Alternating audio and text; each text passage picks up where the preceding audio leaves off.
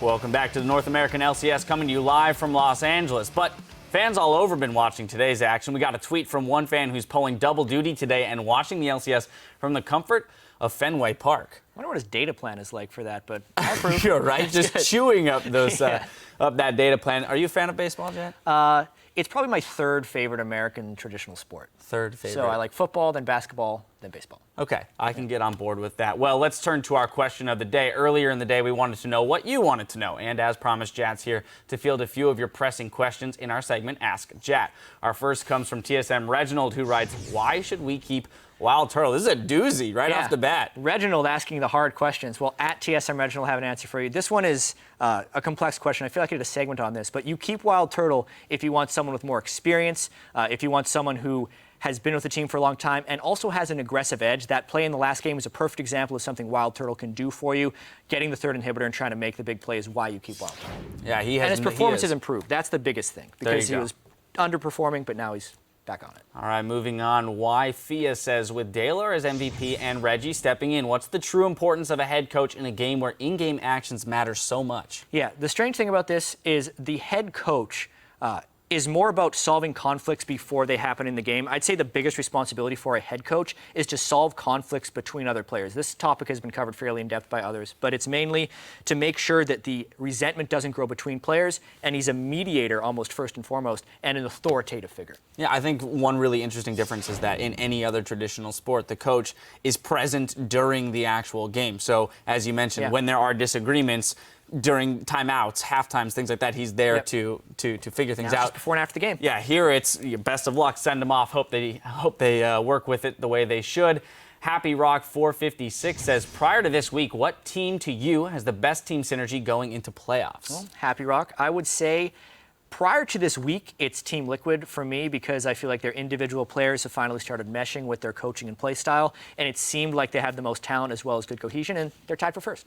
Yeah, can't argue with that, although there are 4 teams tied for first currently. Next, at Darian Archer says, how do you feel about the new Devourer and how will it affect competitive, not just in NA, but worldwide? Darian Archer, I like Seda Devour a lot in solo queue because I feel like it solved the problem of the infinite stacking item. You farm, but then there's a very clear time when you fight. As far as the time of it impacting the competitive scene, though, I feel like that's going to be limited and very niche. We've only seen High do it right now. It's very hard in a pro game to get the time to turn that on before your team is lost, since your lanes are really playing kind of 4v5 for a while. I love it in the solo queue game or in the less competitive matches, but maybe not in the LCS. As a new-to-your player, that makes sense. But I have to also ask, you mentioned because it takes a while to turn on, but is it also a product of which champions use that item, not being as meta? Yeah, they need to have a lot of attack speed synergy as well, just because of the on-hit effect. All right, well, there you have it. Next up, MaBurn635 says, what top laner and jungler do you think have the best synergy? Impact and Rush seem to have it covered.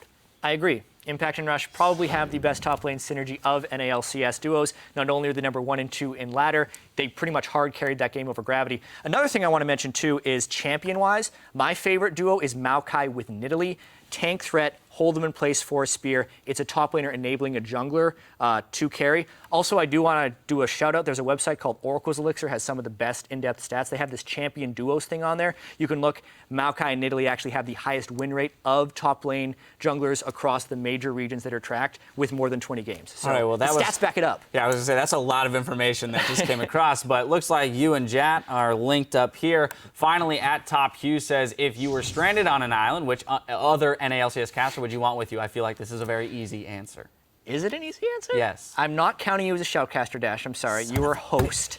But I would probably pick Rivington because hanging around him for the last 3 years, that dude is indestructible. So even if we don't have food or water, he'd probably still be able to do anything. That guy lives on Red Bull. Okay with that. And yeah, he can. He's good. All right, okay, that's an acceptable answer. Well, thank you to everyone who wrote in. And if you're not already, be sure to follow us. We're at Lolly Sports and join the conversation using the hashtag LCS. Now we're going to send it over to the casters to get us back onto the Rift.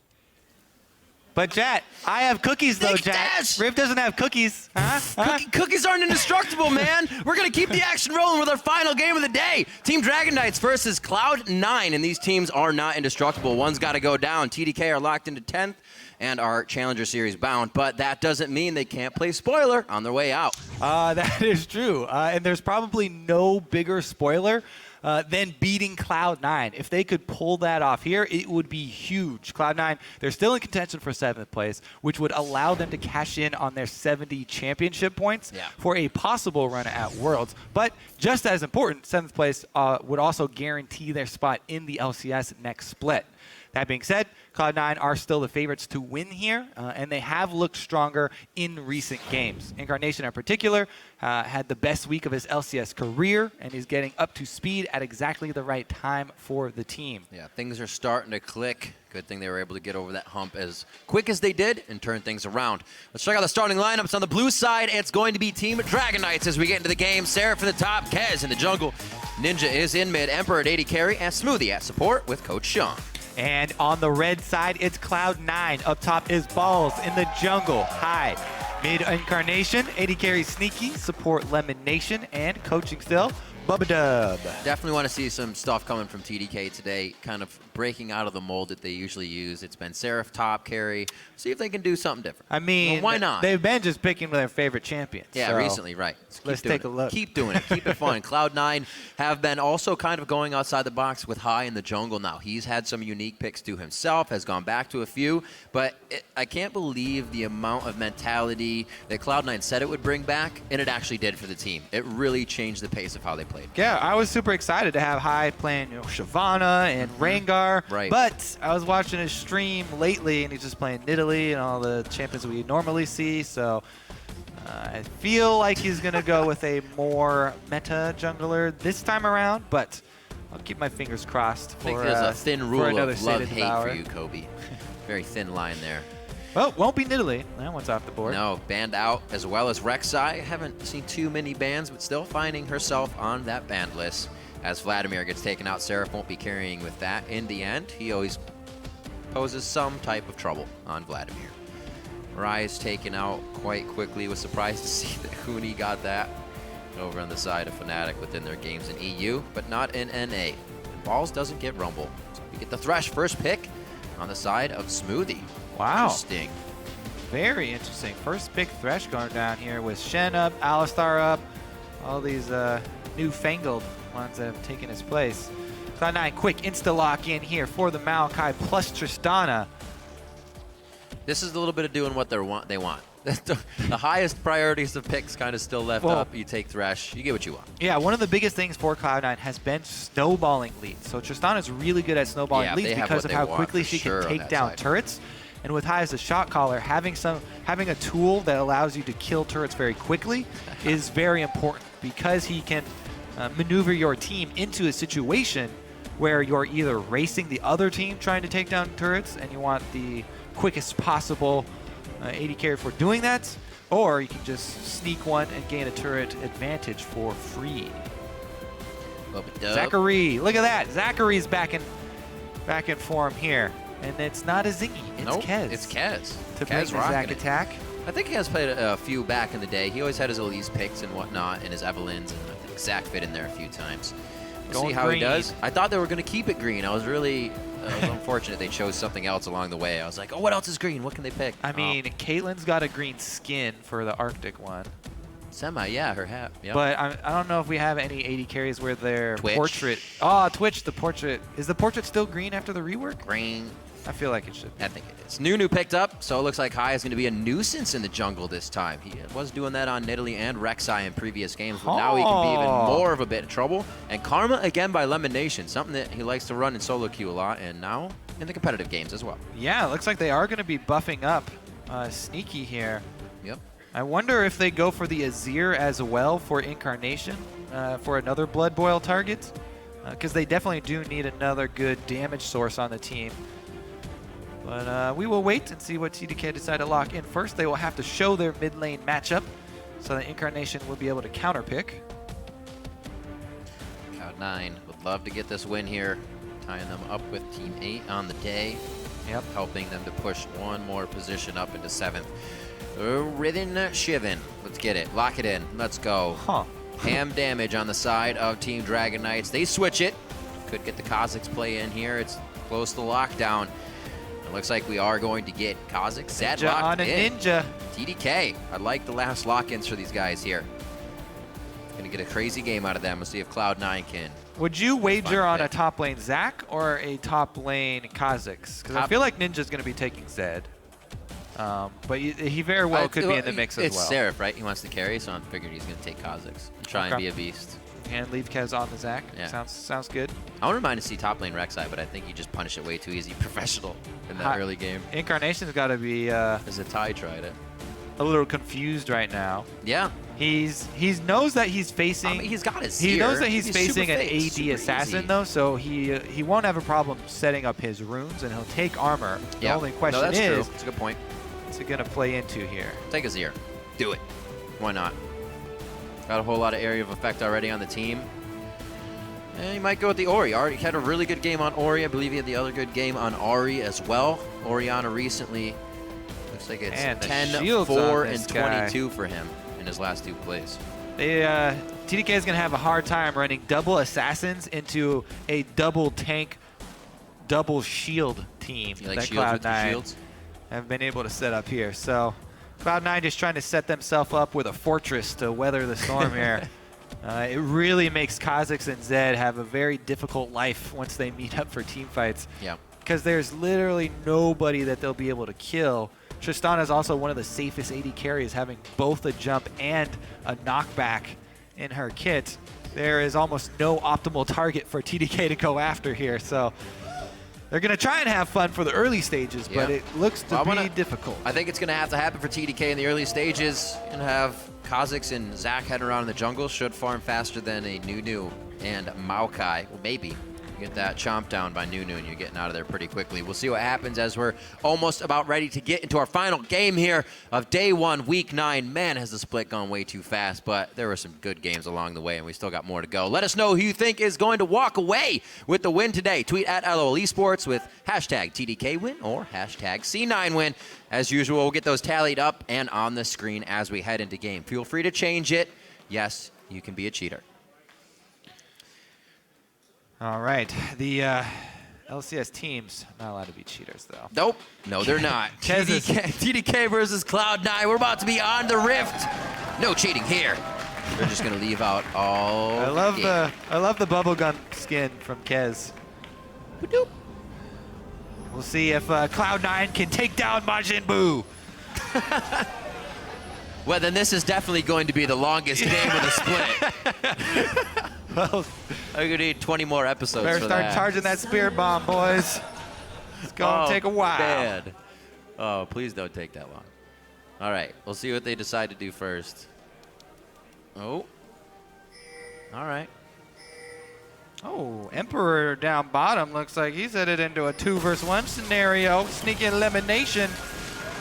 Taking him down a notch. Oh, boy. He should Taught him be a good. lesson. Little- Sent him back home.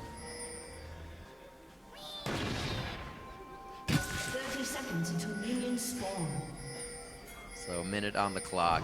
Interesting that we have standard lane setups here. And I'm yeah, very everybody kind of walking right with each other. very curious for what Hai wants to do with this Nunu pick, because when you pick Nunu, you need to have an early game plan in mind already.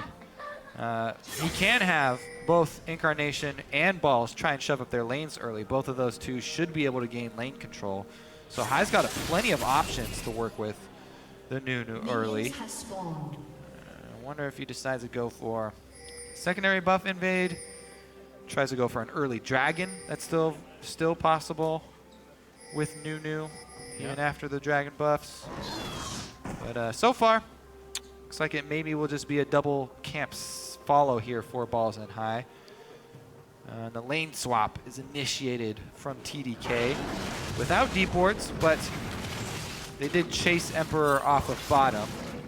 And he did see Sneaky and Lemon down bottom side, so TDK gonna get that lane swap. Cloud9 will also start Gromp, so very, very even, almost identical starts for both teams here.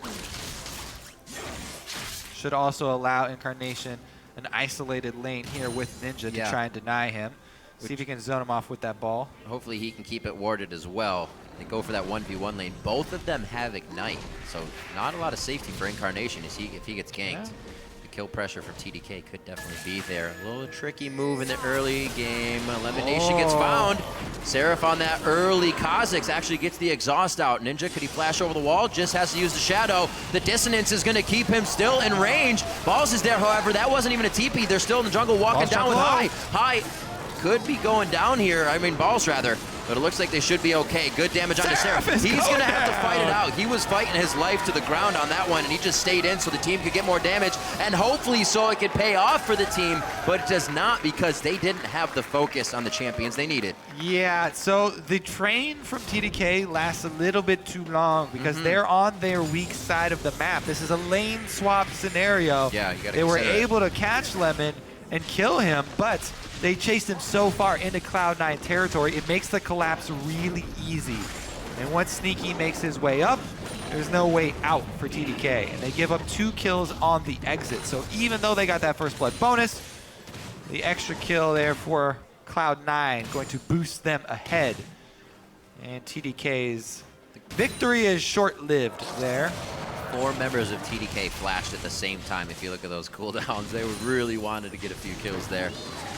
1 in their favor. A good grab adds a little bit of extra damage. Nice twisted advance by Balls to the last minion there. Missing out on a bit of that received damage. Yeah, he also does not have flash, used it in that last exchange in the jungle, good and call. he doesn't have teleport either, so he Careful. almost forced back the base here. He's got very few options. He will lose out on some CS. Same thing down on bottom here though. Cloud9 just forced Seraph out of the bottom lane, and he heads up nowhere to go. No jungle camps to take, so just gonna take a long walk over to Gromp, I guess. Easy peasy. A little bit slower on this one since we don't have the junglers coming up to push down the turrets. A real big fight in the beginning of the game. TDK trying to get this Lemon Nation to go down. It was successful, but really going to slow things down now that all these summoners and flashes are down. Everybody's going to probably play safe for the next 5 minutes. Wards will go out, and towers just about to go down equally on both sides here. So another mirrored game. I don't think it's going to be as equal as the last one, however, with C9 getting those first few kills, especially to High in the jungle. He's been a big factor for the catalyst of how C9 gets going. Well, Sneaky was the one to get the other kill, and we'll see what he gets on his first back. Down a bit of CS because of the time that it took for him to move up and collapse. But they're able to get that BF sword on the first back, so all's well and good for him. High deciding to go with the potion blade. If you're going to get it on Nunu, but don't get it in the first place. What are you saying, Kobe? I'm saying we're going to see high speed boosting around the enemy jungle. Riv, look at him. He's going to smite this thing and make his way down to those golems so fast you'll never know. Boom. Oh, he's not even using it. Oh, he got extra cash out of it at Look least. good for a second. Well, as he poaches the bottom jungle, they poach his top turret. Smoothie. Oh, Salami. Okay, he's all right. Able to get out of that one. The team knew he was taking the damage, and the turret was still on him. Sneaky, able to get a shot off, but it does not deter Lemon Nation, or the team, TDK, from taking Lemon Nation down. High, still roaring around the jungle. More extra money. Bonus. Woo. Whoa, that is a lot of extra gold. That's not that much extra speed, though. But with Blood Boil, man. Yeah, The potential. He's going to leave. The most annoying thing is leaving around that Wisp in Kez's jungle. Yeah, it's true. Playing tricks. Go get the last camp High. You've got 2 out of the 4 smalls already. He's going for the last So one. now that you almost know what's happening, you've seen a Poacher's Blade in High's inventory. As Kez, what are you focusing on doing besides being annoyed that your jungle's gone? Not going to your own jungle. You can just go try and affect the lanes or go to High's jungle because High's not going to counter jungle his own jungle. So you know that the full camp will be there. The logic. The going through and clearing your own camps is actually kind of a waste of time because High's going to want to return and re-counter jungle you anyway. So if you leave the babies there, then he's counter jungling himself. So get him in passing, do it when you can, but don't focus on getting them. That's how you render poachers useless. You leave your jungle camps countered, and they never come back up, so you can't get bonus gold. Balls gets dove on the opposite side, though, and TDK continue to rack up the kills in these tower dives. They didn't even need Kez for this one. Nope. They rack up another one. That's the guy you think that would be coming in for the dives. Able to die and come back, but not needed. Top lane going to be pushed a lot slower here. They finally got these swapped over so they can get that damage down onto it finally. And not even too much damage from the explosive shot coming out just yet. He does have 3 stacks in it though. Yep. Huzzah! Meanwhile, mid lane, you know, as side lanes trade, and they're both going to get almost even turrets here. Mid lane, Incarnation has been able to abuse this Orianna Zed matchup and punish Ninja fairly heavily in CS. They're doing a lot better on his Orianna. You're out of mana. What are you trying to do there? Oh! Oh! Emperor! Lantern? Oh! Hot damn! Nice job. Very well played. I think they could get themselves into a bad situation here. Never mind. Sneaky, Lemonation. Actually, Sneaky's out of mana up top lane. They can't get down here in time. Yeah, I mean, Seraphon Kha'Zix has an equally hard time trying to defend a turret against an range support and AD. So TDK going to take this dragon while Seraph has to give up the turret because there's not much Kha'Zix can do. Hopefully it pays off in the end. Smoothie with the Moby boots. Getting close enough. Not even a mantra Q, just something to do damage coming from Lemonation. They are forced to back out with very low mana in the top lane. Cloud9 ball pushing bot. TDK has a lot to clean up here before they can start putting a little bit of pressure back on the map, and you can see Cloud9 slowly moving their pink wards up, or seeing where they feel it's safe to play now. Yeah, for TDK, in order to gain the global gold back, they're going to have to get a kill first. TDK will need to get a kill somewhere in the jungle or out in the open and then transition it into a turret kill for themselves to try and equalize outer turrets. Their siege is not good at all. They're running double assassins, so they really need Cloud9 to step onto trap. Yeah. So they can activate it. Kez has already rushed that Sightstone over high, completing his jungle item. So they're already trying to get those wards out, stop the C9 snowball on these objectives. They've gotten the kills they want, but they get the kills when they're getting pushed in, so it's kind of just scratching them back into the game. Oh, Kez finds high in his own jungle. Smoothly flashes over for this one. Oh, the TP coming in. They actually pull out the Absolute Zero quite nicely onto Emperor. High is still the focus here. Smoothie wants High. They should kind of focus somebody else in the fight there, help their teammates out. High goes down. That was nice of them to finally turn around with the rest of the team. The communication finally came through. Seraph over the wall. Now he's with balls. Here, whoa, where comes Ninja as well? The Ignite goes down. Incarnation was in base, and Cloud9 was taking that fight over and over. Did I just say trap card riff? I mean, Cloud9 stepped right on it. High activates it in the jungle. Kez and Smoothie pop over the wall. And Boot claims another kill for himself. Now they can transition that into the turret. Yep. Exactly what they needed. The Assassin team able to get some objectives afterwards here. And TDK will surpass Cloud9 in gold. Wowzer. 11 minutes in. A nice chunk there as well. So that's a surge of gold from the fight. Taking down the outer turret gives him a bit more. And Kez now, there, he starts to get into High's jungle. Use a little bit of his own counter juggling. Even though he can't get that poach on, he's still going to try and harass down High. Uh-oh, Incarnation's going to fall into a trap of him. See, that's what... Yeah, he doesn't even get to set that one up. He's just toast. That's unfortunate. You come back from base, you got a few items, you feel good, the wards are placed, and you just kind of go lax in lane, getting taken down by TDK. They get Incarnation kind of daydreaming there. I love the roam game here from TDK. They are everywhere. They just keep it up on Cloud9. Incarnation unable to keep track.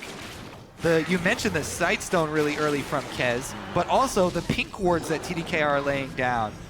Now, people often talk about how, you know, these teams that run like double assassins and are just looking for kills all over the place are solo QS, but this team is focusing heavily on vision to set up their assassins. And look at this. All right, so Smoothie, he interrupts High's ultimate, which is key. Then he throws this lantern, which saves Emperor and sets Emperor up for the kill onto High. So Smoothie... The lantern even caught me off guard. Really MVP in this team fight. Smoothie making everything happen.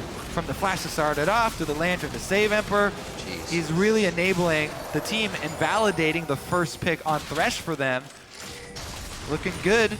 It's a scary engage from TDK. We saw that over a few walls, behind a few. Every member of this team can get themselves over a wall. Yeah. Remember, though, that once we do get to the more 5 versus 5 more set up, organized. organized team fights, it's going to be really difficult for TDK to pull these types of plays off because of how tanky Cloud9 can get with the multiple shields and the multiple tanks. Smoothie here. Not a fight they want. Gonna have a rough time getting away from this one. No, fight him! It gets healed. No! And shielded! Oh, he got away! That's why you just take the kill! Stop being so nice! Yep. Oh, That's I what turned I around so say. early there. I never give away kills for that exact reason. Incarnation has Ignite too, so he was in auto attack range, so you're pretty much there. Oh, that stinks. Unfortunate. Slips through his fingers. Yep. So TDK now a bit of aggression in the mid lane. A lot of very low mana actually on Incarnation. Why is he staying? They're gonna see this low mana on high on Incarnation.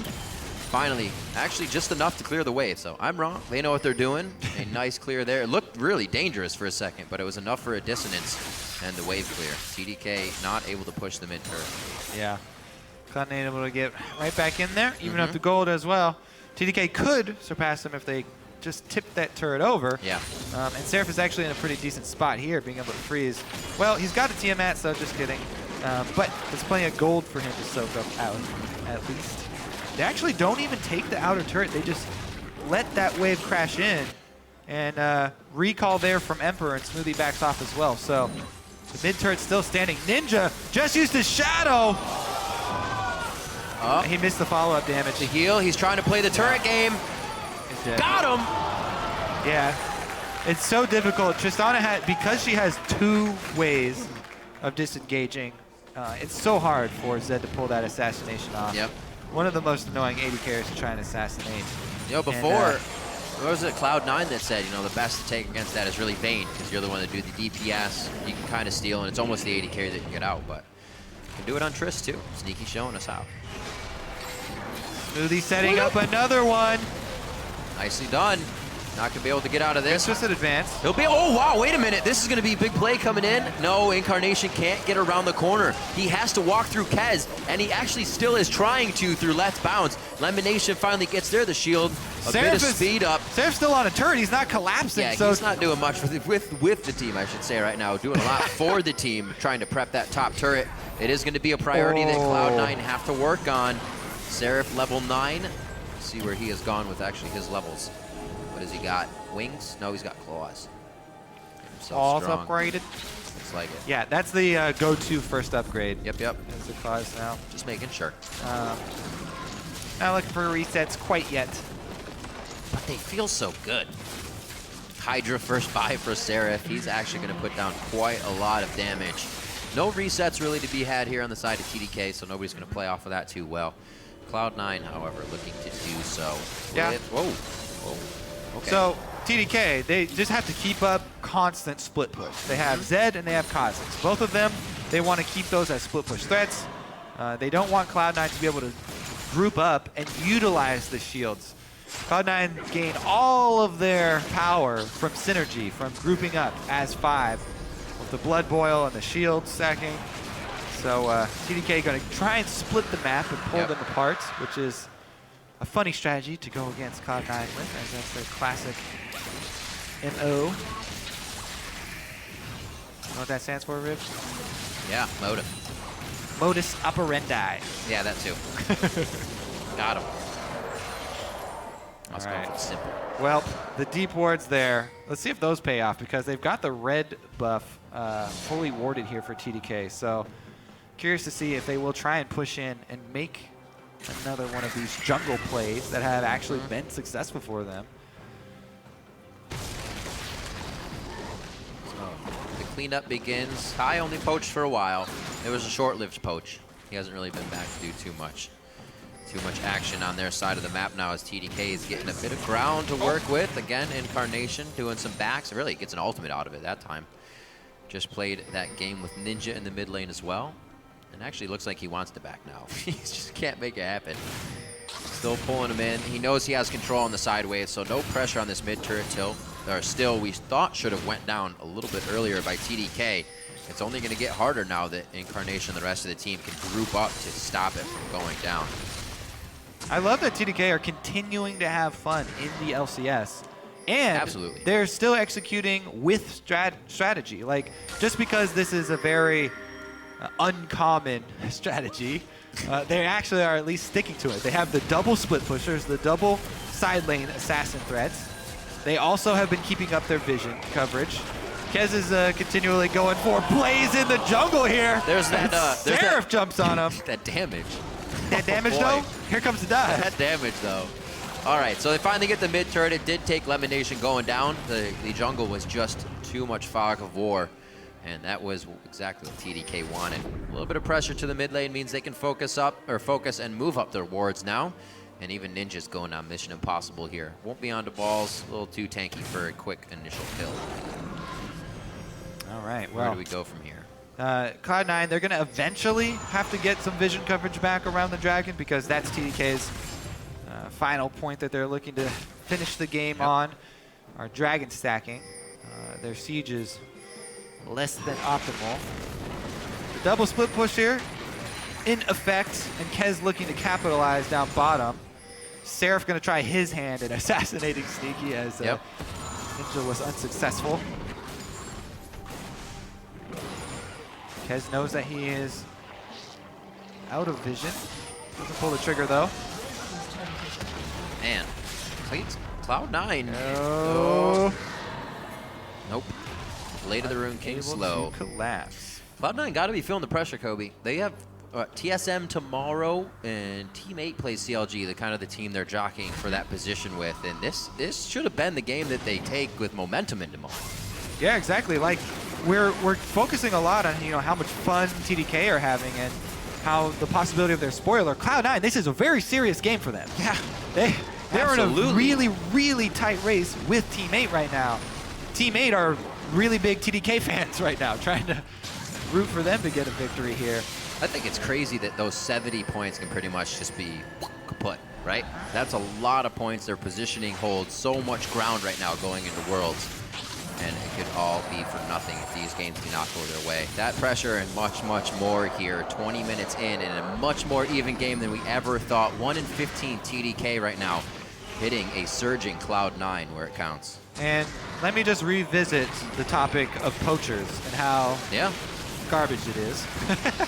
Because being under pressure, he hasn't been able to utilize it at all since the early stages of the game. Right. It's only harvested him an extra 280 gold, and he loses all the effectiveness of being able to either have the red or blue smites, which are huge. Yeah. And it's a collapse here. That much poaching is such a narrow situation that would stay open in a professional game, right? You only get it for a certain amount of time. And then it's just that it's such a clear play style, and you can easily play against it and punish it.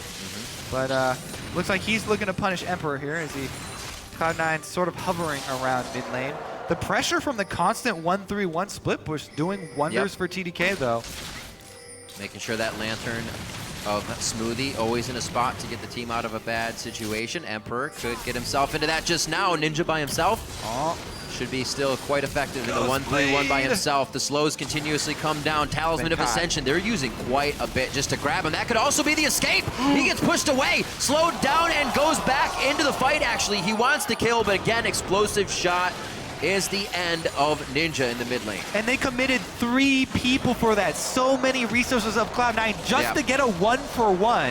TDK are going to be able to get a turret off the back and can swap mid here. Looks like only Emperor though. So everyone else is going to recall. They're going to try and use the gold they just got out of that turret first before they return to the battlefield. And the lead from TDK growing here as Cloud9 start to sweat. Something I like about Emperor's play we just saw there. Even though he took a turret shot, he gets a few more shots in. He did that to High in the bot lane too.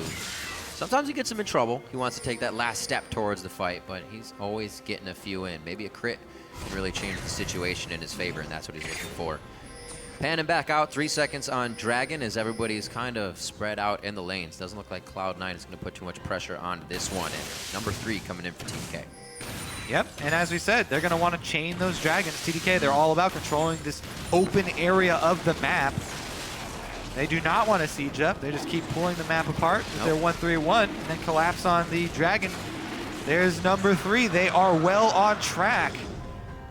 There's so much potential for one person to get popped. They already saw it happen to a few members of Cloud9, and they only move through the jungle now, power and numbers. Slowly from the top side, kind of creeping around mid.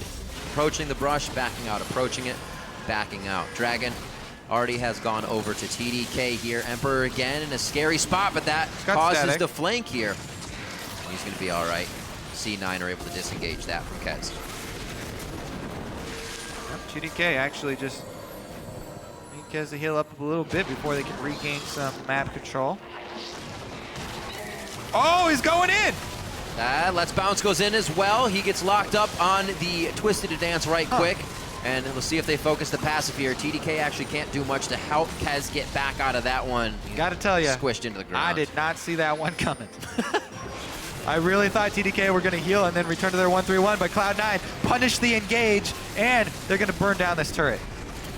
You put a team in front of a situation for the first time in a game, and sometimes they make the wrong decision. TDK had really been dictating everything up to that point.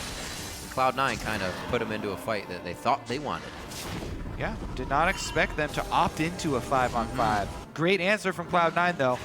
Right. They get the passive down on Zach, which is huge, very long cooldown, and able to get the kill on turret to boot. So a little bit of extra gold back in their pockets. Yeah. And it's just, you only have to make a couple of mistakes like that. If you're running a comp as fragile as TDK are, that's got all their main threats as attack damage, and you're facing so many tanks. Cloud9, all they need is one mistake like that, and they're just going to funnel all of that money into armor. And pretty soon, TDK won't be able to make anything happen because Zach is going full tank, so it's not his marginal AP damage is going to be pretty much negligible at all stages of the game. And until you kind of like past the point where Kha'Zix was taken out, where he just zeroes people out, you're not going to be killing a whole bunch of people on Cloud9's side. Oh, the Lantern advance! You thought there was light at the end of the tunnel, but that's a dark passage, my brother. Oh boy, that was not a good situation for Kez. He just came back, so he didn't have a passive to work with there either. Ball snuck a ride on that train. That was great. Here comes the teleport in from Seraph, and they're going to try and chase Cloud9 off of the Baron. Looks like they can do it. But they re-engage on Baron. They're going to try and burn it down. They're actually taking a good bit of damage across the team. Everybody's taking about a 10% hit there. Whoa, Seraph! Dude, there's no resets. Like I said, in these fights, that ultimate's not going to help him stay alive throughout it. And it looks like Seraph down teleport was also used in that, and 30 seconds even on his death still pushes Cloud9 off in a 5v4. They know there's just way too much assassination potential and kind of dodging around by this TDK team to mess with that fight. Yeah. I mean, even though the gold is back up to even now after that, I think that Cloud9 and Cloud9 fans can probably stop sweating because this TDK comp does have an expiration date. Yeah, the surprises they can create are kind of falling off. That is quickly approaching, yeah. And let's take another look here because this is another sort of odd engage from TDK. They're just trying to scare him off Baron right there, and Ninja is able to back out with the Lantern, but different ideas there about the way that the team fight was going to go as Seraph goes in to the very center. And TDK's lead that they worked so hard for pretty much out the window. Yeah. And now Cloud9 will definitely contest this next dragon, I feel. They should easily be able to go get vision there, establish a base, and then move in with their battle lines. As long as they keep high and balls on the front line, Right. I think they'll be able to execute. But TDK, they should still be looking for the 1-through-run. Pull Cloud9 apart. It pick works people so well. off and prey on them, yeah. Had Cloud9 kind of running back and forth, not knowing which way to finally go. They're going to set up wards over onto Dragon. Nicely placing those out allows Cloud9 to come out of base and set up whatever they need to put these chess pieces in place. TDK do have their 3 last Whispers, so that is very big for them. And they've got Ninja doing the split push. Let's see if he can gain anything from it as Cloud9 actually retreat to Baron once again. as their means of forcing TDK off the split push. Whew. This is when it gets tough, though, Kobe, like you said. There's that wall that TDK is going to hit. And I think it's only sneaky. And Lemon Nation without armor right now. A lot of frozen hearts. That lot, Zanya's as well, keeping everybody tanky on the side of C9. Good hit by Smoothie, no damage to Lemonation. High tries to get off a nice absolute zero. The flash from Ninja whiffs that ultimate. Ball's going down very low. Seraph on the outside now with High. Emperor and him are definitely going to be able to 2v1 that situation. A few more shots. That's a double kill now for Emperor, and they're going to start moving in. Incarnation and Lemon. Oh, they split different ways. Both have a shield for each other, but it looks like they're going to have a personal use on that one. A triple kill, possibly the quadra here if it's finished off by Emperor, but they should be focusing on moving forward. They should be focusing on Baron. They should go get Baron something right now. else. They do have the AD carry and another member on the Baron. They're going to take down High, then finish it up. Too low to even start it right now. They're going to be able to clear up the Baron though. Rim, Cloud9 just got ace. They are really, really deep in it now. TDK with a Baron can actually hope to crack inhibitor turrets here. Kobe, you just lied to Cloud9 fans. I did. You said they could breathe easy. I did. I'm a dirty liar. Let's look at how this all started out, because they go on the two tanky members here. Kez gets a great 5-man ulti here. The flash on this shockwave is amazing. And the flank from both assassins. Ninja goes in first, and he's gonna juke Incarnation here. Incarnation whiffs the Orianna ult, and Seraph hops in for the assassination. Emperor cleans up, and TDK are able to regain control even after that one blooper. We just saw C9. Was that C9 or that went over? Okay, that went over to TDK. Very interesting. There's two races going on. TDK were racing to get their last whispers on all of their carries, which they actually were able to do in a pretty timely manner. And they were racing against the armor stacking of Cloud9. Now that they have all three of those, still able to execute in the team fights. And now with the Baron buff, let's see if they can make it happen. Cloud9 gonna try and hold. Is this it, Riv? Is this the victory that TDK were finally looking for? This is the biggest spoiler that they could pull against Cloud9, keeping them out, making those championship points go to waste. It would be the most ridiculous prediction that would have been brought to the table coming into this week, Kobe. A 1-15 team, kind of just stricken with the sub problems that people have found coming in as a new team. Again, it's one that hit them, but in the end of the season, it seems like just kind of playing for fun, having a good time, communicating well. The team is coming out on top, and it's what they could have used previously. See if they can keep putting this pressure on. Cloud9 always able to have an explosive kind of mid to end game fight of their own. So fans still looking for that. But right now, TDK is snuffing that potential out for that re-engage of Cloud9. Cloud9 just really need to wave clear. If they can continue to hold, if they can hold on through this entire Baron buff and just wave clear, continue to stack armor and try and wait for a misstep from TDK. They have the options. TDK shoving all three lanes in here. See if they can pull it off. Back to it, Kobe. See if they get the 1-3-1. They leave mid lane. It is too pushed. Good focus now onto the bottom. That's going to be a bit of damage, but it's a lot of melee.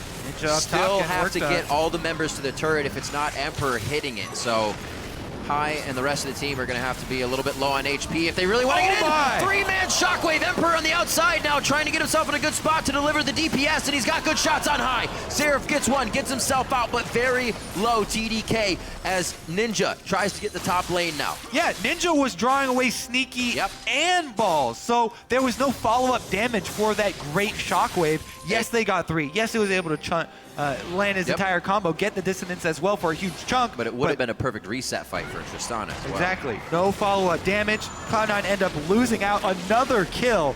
They do hold the turrets, but TDK are knocking at the doorstep. 17-7, 32 minutes in. Control over dragons, control over the turrets, and the pink wards are being placed closer and closer to Cloud9's base, which means TDK is feeling very confident about the ground they have gained so far. Let's see that again.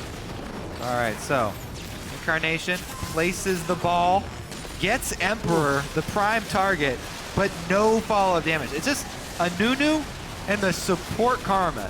Yep. So nobody able to commit there, and TDK are able to capitalize. Bit of a self-bait there for Cloud9. All right, scuttle control means objective control. A little bit better movement or disengage if they require it. I think, yep, saw him coming around the corner, wants a ward for safety. Cloud9 knows there's too much fog of war on that top side of the map as they place the wards out. So keeping it safe now, TDK doing the same. Get intense. What's the fight, Kobe? What are we looking for? Cloud9's kind of been on the back foot. If they have a way in, is it just from the base, or do they get out for a flank? No, Cloud9 are not looking to make the move. Right now, it's the neutrals that are their issue, so they just want to try and find a way to get vision. TDK are keeping them bottled up so well, though. The 1-3 run is working out, so if Cloud9 can't punish the 1-3-1 and catch somebody, Wow. Great TDK tag. are just going to starve them and build up the dragon stacks. Getting the majority of damage onto Incarnation. Home guards are only on Incarnation right now. He's the last guy that's going to be able to heal up fast on this side. So if you see Cloud9 go down low in health, they're not coming back to that fountain or the turrets quick. It is one of the most satisfying feelings as the assassin team that's full AD to be able to get a big enough lead on your opponents. Where you're not hitting a brick wall over and over? Yeah, that their armor stacking doesn't help them that gosh. much because of the penetration. It feels good because it's so rare, Kobe. It doesn't work very often, but somehow TDK finding the way to make it work here. And the 1-3-1 still splitting Incarnation, the rest of the team. Very, very thin on this defense. Not a lot of kills have come up in the past few minutes here. Cloud9 has been very safe in what they're doing and stopping TDK from getting any further through. Yeah, TDK, they're slowly chipping away at all 3 turrets, though. They're all around half now. The thing is, they don't have to make their final push in. Right now, all they want to do is keep Cloud9 bottled up so that Cloud9 can't get vision. And then they kill the dragon so quickly. How long can they do this for? With though? all their damage. All they have to do is 15 more seconds. By 15 more seconds, Got it. they almost kill the dragon instantly. They have so much damage, they can burn right through it. Or they can try and punish Cloud9 for venturing into the fog of war. Look at the swap they have in the lanes, too. Before Incarnation was in the top, now he's coming down. Balls would have been able to teleport, but they do collapse in the mid lane perfectly, and Cloud9's there to defend. Now it's on to the Dragon. 20 on to Baron. That is huge, and maybe what TDK needs to finally get past these turrets. We've been seeing basically melee team. I think Seraph's doing it by himself right now. Dragon number 4 should be TDK's. Will they pay for it with a kill? There's the cleanse immediately. They think they may still have the chance. All they got themselves was positioning here, and Seraph gets Dragon number 4 for the team. He's going to back. He has teleport to get back into the fight as well if there's an engage. Great job by TDK to avoid everything there. And Kaz, however, in a bad situation, gets locked down. He's going to go down, but it's going to take them time. And this may be what Cloud9 needed to get to breathing room. Will they go for Baron after this? It is a risky play, but Smite consume. The main tank is down. All the remaining members of TDK are so squishy. Oh, they get another pick! It's the fight over the wall. I don't think they have the chase potential. Sneaky just hits the front of the wall and can't get over. So Cloud9 has to decide now. Do they peel off now? They just got a few wards rather placed where they want to fight. So that's going to give TDK vision to do whatever they want. With so many shields, Cloud9 can tank up the Baron pretty much indefinitely. Here comes the speed boost. Again, the Karma Shield coming in. Now on to Smoothie, the fight that Cloud9 wanted just to get their foot in the door. And they're able to swing it towards TDK now. Cloud9, a few more hits. Oh, the flash from Ninja for the ultimate, something that Incarnation will surely take. Kez is coming. He's got home guards. He's working his way over. Cloud9. They're pretty low now. Oh my goodness, Emperor! Emperor going in. That's going to be a kill onto Sneaky. Baron's not going to have the focus anymore. High, very low. Ninja coming in with the damage. Deathmark did not kill him, but Balls will go down. A double kill now. That's the third member going down. And it looks like Incarnation may not make it out alive if the slingshot is ready. Coming in from Kaz. He may rear back, but it looks like they're going to give up on this one. Going for the long shot. Smites him down. And that's going to be an inhibitor for TDK. At least one. Emperor's going to work on the mid lane here. You gotta be kidding me, Kobe. They're going to do it. Cloud9 had the opening right there, and then it seemed like they danced it too much. Great disengage, however, from TDK. Mistakes and perfect moves from both sides at every point in this game, but it looks like TDK has what they need. Lemon Nation is up. There's not a lot of clear he can get to these minions or provide for the turrets. They're onto it now. 4 for High, 3 for Balls. Incarnation at 19. It's going to be sneaky up. The Nexus. TDK looking for win number 2. They can stop Cloud9 from getting to 7, and they do. Wow, TDK takes down Cloud9. And another day for Seraph the Smile. He gets another victory, the huge spoiler here for TDK. Wow. A full AD composition to come through, control the game strong enough that you don't even let your opponent get what they need. Cannot scale up to stop your composition that is a tell from Champion Select. Crazy. Absolutely crazy. What a game for them to play at the end of the season. And like you said, yeah, another smile on the face of Seraph, and it just got a little bit bigger with that respect from Cloud9 as well. Congratulations to them. A lost shoe by Kaz. He's taken after Maple Street. Moments like these, I'm sad that we didn't get to see the full TDK roster play a full season. They're back. And that's got to be heartbreaking for the Cloud9 members. 5 and 12 now. They were looking to get into that game to go against Team 8 at 6 and 11. Still looking at the compositions of, or the toughness of schedule, how it happens. It's still that Team 8 could falter against Chronologic Gaming tomorrow. That's still a very big game to be played there in their loss if Cloud9 can then take down Team Solo Mid. A huge matchup, a marquee matchup that may come around again as one of those now that we have High back in the mix for the team and things hopefully looking up. That's going to be a lot to shake off from today for Cloud9. For sure. What a way to end the day, Kobe. Like you said, those fantasy points, those championship points, I should say. If you don't get that 7th spot, they might as well be fantasy points. Yeah, they are at that point. You're just dreaming. You're just hoping. And what a game. What 2 final games to end the day. Game of the week was also super awesome.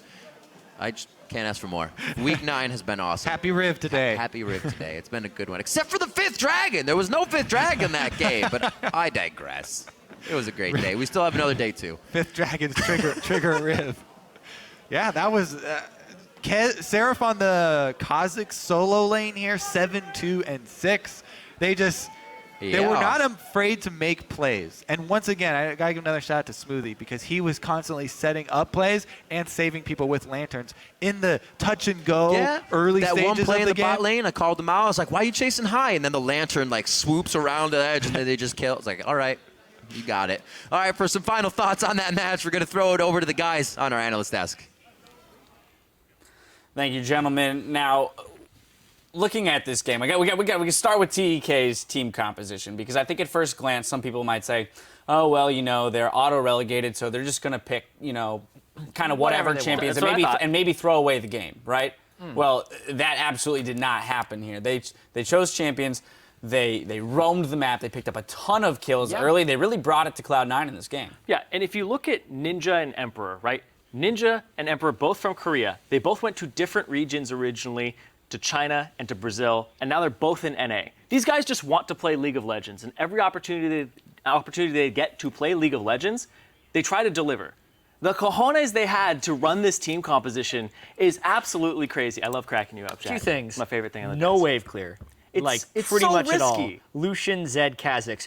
Pretty much all physical damage outside of Zac. If this team composition doesn't snowball out of control, if Cloud9 ever had an advantage in that game, they siege, they push, they win. If they get a Baron, if they get anything, they're able to take them down.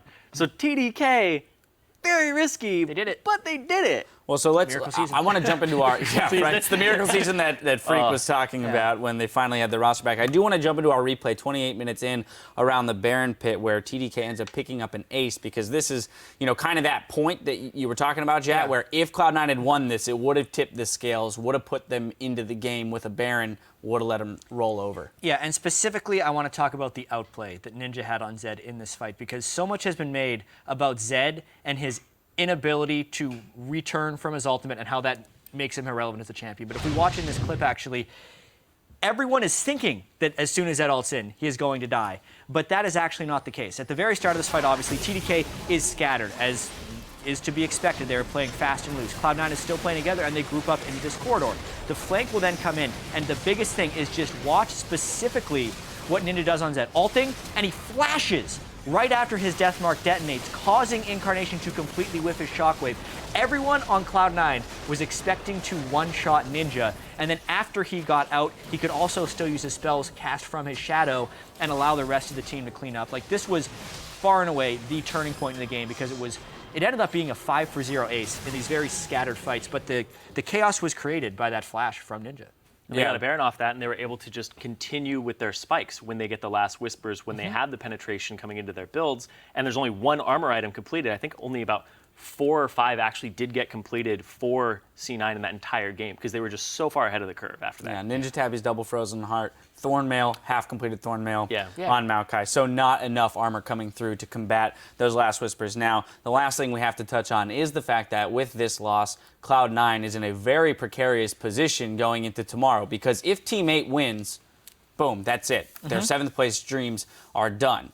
But this also means that even if Team 8 loses, Cloud9 has to beat TSM tomorrow in order to force a tiebreaker for that 7th place slot. Yeah. Last split, they're in a very different situation where they'd need a win and then a tiebreaker win in order to get a first-round playoff bye. This time, yeah, they have to take down TSM. If Team 8 beats COG, none of this matters. Right. Because Team 8 would secure 7th place. And they've made it very hard on themselves once again.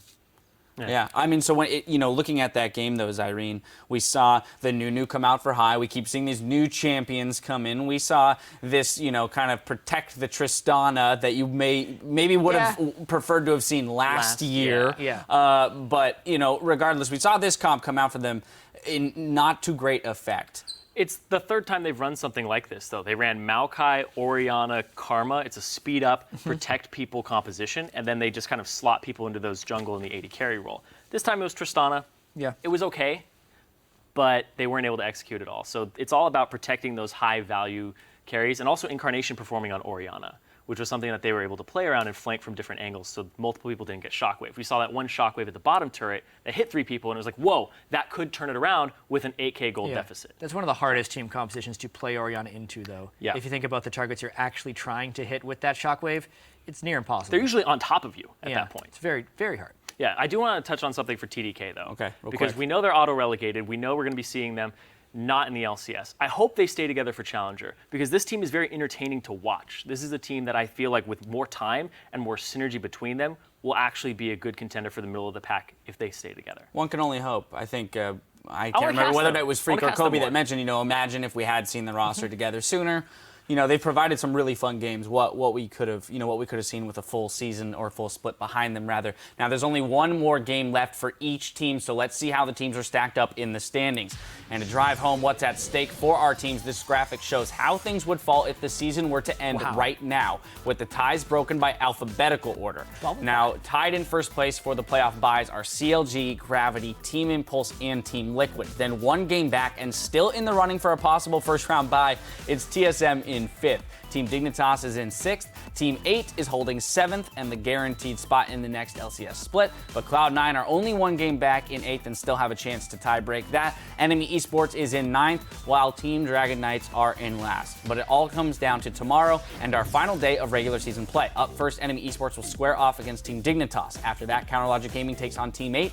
Then it's TSM versus Cloud9. In our 4th match, Gravity will battle Team Dragon Knights. Then it's Team Liquid versus Team Impulse, who will attempt to extend their winning streak to a 9-0 to finish the back half of the split. If there are any tiebreakers, we will bring you those immediately after the conclusion of that last match. Our resident statistics experts have been crunching the numbers and calculate a chance of 7 total tiebreaker games. So stock up, us as well. We have to make sure we stock up and be prepared to go the long haul with us in case we go into overtime tomorrow. Now, for myself, the casters, and the entire live broadcast crew, thank you for watching, and we'll see you tomorrow. Same LCS time, same LCS channel.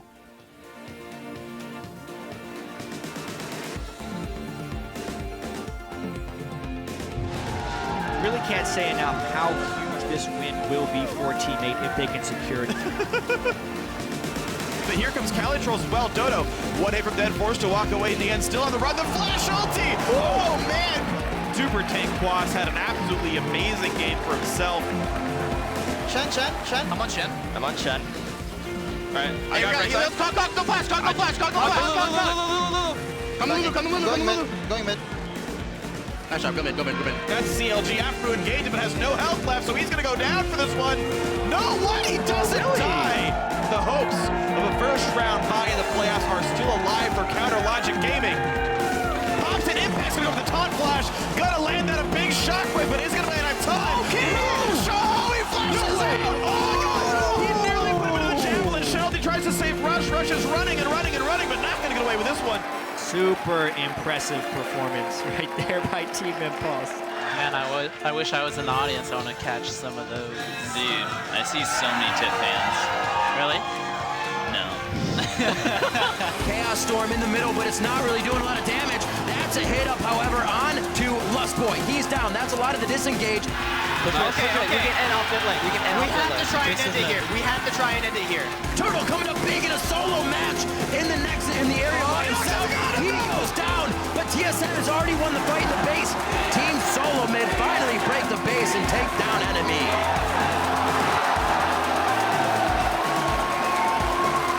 Oh, the lantern advance! You thought there was light at the end of the tunnel, but that's a dark passage, my brother. They're gonna give up on this one. Going for the long shot, slides him down. Wow, TDK takes down Cloud9.